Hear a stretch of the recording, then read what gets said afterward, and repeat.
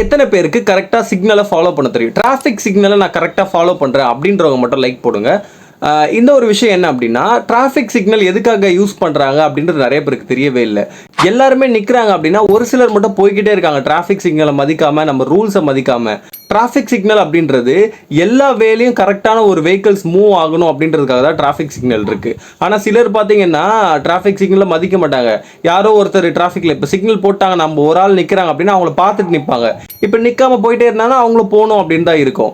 ஏன் நம்மளுடைய மக்களுக்கு வந்து நம்மளோட கவர்மெண்ட் ரூல்ஸை மதிக்கணும் அப்படின்றது வந்து தெரியாமல் இருக்காங்கன்னு எனக்கு தெரியல. இப்போ டிராஃபிக் போட்டாங்க, இப்போ சிக்னல் போட்டாங்க, டிராஃபிக்காக சிக்னல் போட்டாங்கன்னா அங்கே வெயிட் பண்ணணும்.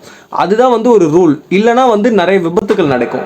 விபத்துகள் வந்து யாருக்கோ ஒருத்தருக்கு நடக்கும் நான் சொல்லலை. டிராஃபிக் சிக்னலை மதிக்காமல் இருந்தீங்கன்னா நமக்கு ஒரு நாள் விபத்து வந்து நேரிடும். அதெல்லாம் வந்து ரொம்ப ஒரு பயங்கரமான விஷயம். ஸோ அதனால் டிராஃபிக் சிக்னலை கரெக்டாக ஃபாலோ பண்ணி நம்ம பைக்கோ இல்லை காரோ எல்லாமே ஓட்டணும்.